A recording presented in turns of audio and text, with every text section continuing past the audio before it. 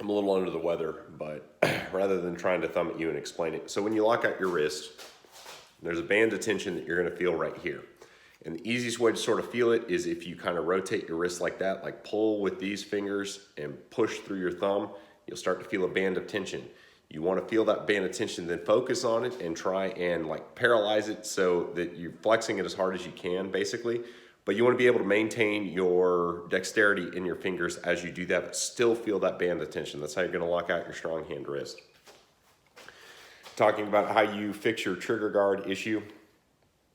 So when you build your grip, you're going to come up under the trigger guard or over here, however you want to do. You're going to plant the gun or plant your palm on the gun.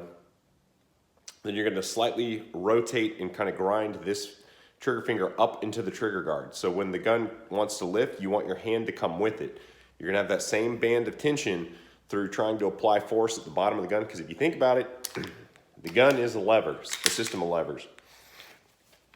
When the slide's opening like this, your fulcrum point is right here, and it's wanting to lift like that. So by resisting, by locking out your wrist, you're stopping the ability for the gun to lift. You can see that the skin on my hand is compressing as I pull on the optic there, which is causing it to lift. So we counteract that by pulling real hard down on the, low down on the strap right there. So through having the wrist lock, we're controlling that kind of the lift.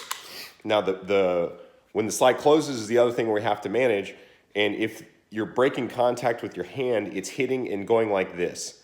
And that's the issue, is taking your sights longer to recover, because it's lifting and coming down. So we want to reduce the angle of lift by locking our strong hand wrist and putting a good squeeze through the bottom of that, and reinforcing that squeeze through the direction of force from our support hand so that you're pulling straight back right here in the same direction these fingers are pushing, but simultaneously you're putting a slight upward push into the gun. So this is creating a pinch from this point on the gun to this point on the web of your hand.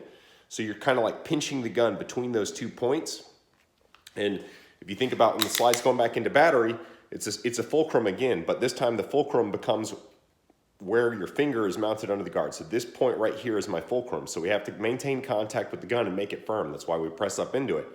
Now when it's rocketing forward, you can see that wobble right there. If you think about how you resist the dip so you get the bounce, it's going to be through pushing right there on the heel of the gun. So you're going to have to push through the back strap in order to make sure that the muzzle doesn't bounce around a lot. So you have to keep the fulcrum in contact with the trigger guard, and you have to push in through the heel of your palm. So you're going to end up, it's kind of a weird sort of push-pull sort of hybrid, except you're not using necessarily the big muscles of your body. You can if you feel like you need to. If you have lower hand strength, that's probably a good idea. So you're going to create kind of a push-pull sort of situation where you're going to feel a pinch between the web of your hand and the skin of the top of your pointer finger kind of going into the gun. So this is going to be in a video that I'm doing for the Armory Life, but since you asked, that's kind of a quick explanation.